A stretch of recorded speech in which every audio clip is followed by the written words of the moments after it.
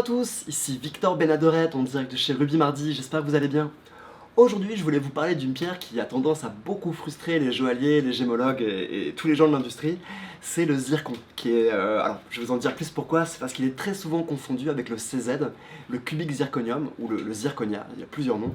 Et c'est deux choses qui n'ont rien à voir en bijouterie en tout cas, et très souvent, certaines personnes les confondent.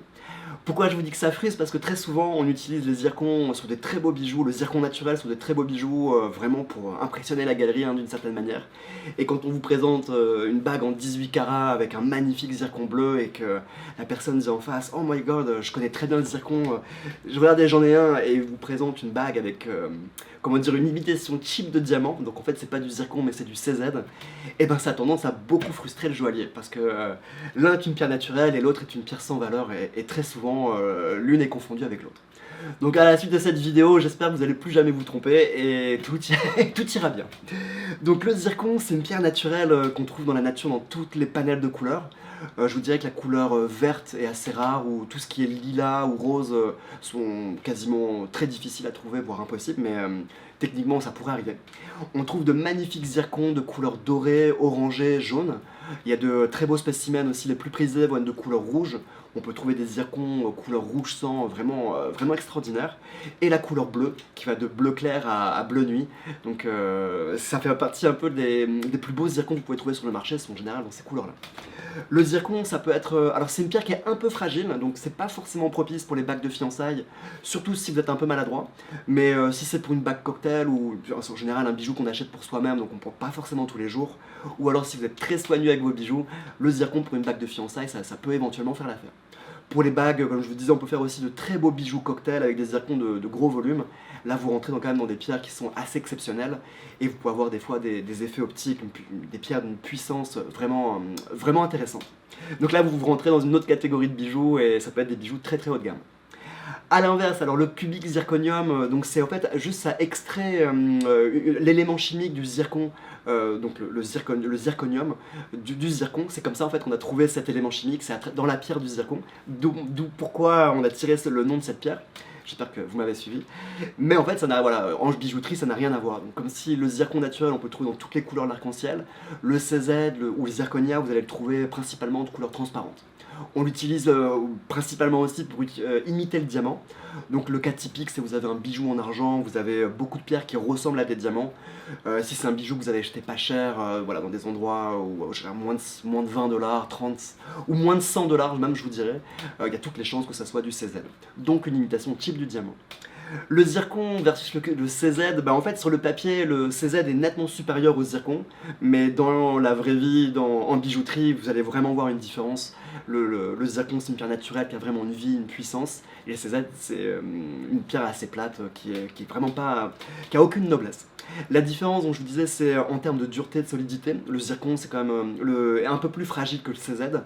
On estime le CZ à 8,5 sur l'échelle de Mohs, donc la résistance aux rayures, alors que le CZ, le zircon, oui, je commence déjà à me tromper, le zircon, lui, va plutôt être autour de 7 à 7,5. Donc ça a son importance sur le long terme, donc vous avez moins de chances d'égriser la pierre, donc de faire voir les facettes disparaître. Ça en parle sur les bijoux que vous portez tous les jours, donc ce qui est plus pas forcément recommandé pour l'utilisation d'un zircon naturel. J'espère que vous me suivez. Le zircon aussi, je vous dis, il a une brillance, le CZ techniquement a une brillance plus élevée que le zircon naturel. La brillance, c'est l'éclat de lumière que vous avez sur la pierre. Il est supposé être supérieur, le CZ, au zircon, mais je trouve que le zircon donne un éclat qui est tout à fait satisfaisant. Il n'est pas du tout vitreux, donc au contraire il a une très bonne force, donc c'est pas du tout quelque chose de négatif par rapport au zircon naturel. Et il y a aussi beaucoup de dispersion. Alors la dispersion, c'est les couleurs de l'arc-en-ciel que vous trouvez, que vous voyez à l'intérieur de la pierre quand le rayon de lumière se réfracte dans la pierre. Sur le CZ, il est extrêmement élevé.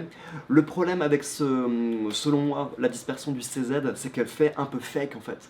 Et si vous le comparez avec du diamant qui est beaucoup plus cristallin, beaucoup plus puissant, un côté beaucoup plus naturel, le CZ c'est comme une boule à facettes de disco. Et il y a comme quelque chose de très brillant effectivement, mais d'un peu fake, d'un peu plat, je sais pas, c'est un peu difficile à décrire. Si vous comparez vraiment un diamant à côté d'un CZ, ça va vous sauter aux yeux. Mais pour un œil novice qui n'a pas forcément de point de comparaison, ça peut être à court terme comme ça spontanément un peu difficile à déceler. Mais effectivement, l'éclat du diamant va toujours être beaucoup plus naturel et cristallin qu'un CZ. A l'inverse, le CZ, il a une décidément, hein, vous voyez qu'il faut faire attention. Le zircon a lui une dispersion hyper intéressante, donc il y a une très belle dispersion pour une pierre de couleur. Ça se trouve assez difficilement dans les pierres de couleur en général. Par exemple, nettement plus intéressante qu'un saphir ou qu'un rubis. Ça veut dire que dans la pierre, quand vous la mettez au soleil, vous allez avoir des éclats ou des feux, donc c'est les lumières de l'arc-en-ciel qui partent en flash, d'une manière assez spectaculaire. Donc pour une pierre rouge, une pierre bleue, une pierre dorée, c'est hyper plaisant à voir et c'est ce pourquoi, en tout cas moi j'aime beaucoup les zircons. Donc quand vous le verrez, essayez d'observer ces phénomènes optiques qui sont selon moi très intéressants. Le zircon naturel, il a certaines spécificités par rapport à toutes les autres pierres, donc le CZ et les autres pierres de couleur. C'est par exemple, il a une grosse densité. Pour le même volume, va être beaucoup plus lourd que certaines autres pierres. C'est pas forcément à votre avantage par rapport au prix au carat, mais c'est ce qui permet des fois de différencier un zircon d'une autre pierre. Donc il a une densité qui est extrêmement élevée. Et il a aussi ce qu'on appelle un dédoublement de facettes. Ça a à voir en fait avec la dispersion de la pierre, donc la manière dont le rayon de lumière se casse à l'intérieur de la pierre pour partir en arc-en-ciel. Ça c'est dû en fait à la structure cristalline de la pierre, mais le point que vous pouvez faire, que vous pouvez observer, c'est sur les bords de la pierre, il y a comme un effet trouble, on le voit particulièrement avec les facettes. Les facettes sont très dédoublées, donc ça donne un effet optique particulier qui fait que on a une impression que la pierre est trouble, mais en fait c'est un dédoublement de facettes. Donc si vous êtes chez un marchand et que vous voyez sur le bord de la pierre que la pierre est très trouble à l'intérieur, mais quand même avec une belle transparence, vous voyez c'est des concepts optiques qui se mélangent les uns dans les autres, il y a toutes les chances que ce soit un zircon. Par exemple la tourmaline aussi a ce phénomène optique un peu moins prononcé que le zircon, mais on a un effet trouble sur qu'on peut observer à travers les facettes de ces deux types de pierres.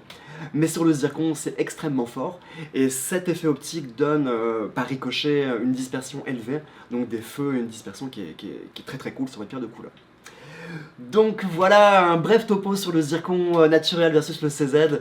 S'il vous plaît, quand on vous présente une pierre de couleur magnifique et que vous voyez zircon, il y a toutes les chances qu'il soit naturel. Certains que vous avez compris, on reste disponible pour toutes questions. On a beaucoup de spécimens, enfin beaucoup, on a quelques spécimens de zircon chez Ruby Mardi. Très facile de vous en trouver si vous en cherchez. Puis comme d'habitude, si vous avez des questions, vous savez qui appeler. À la prochaine.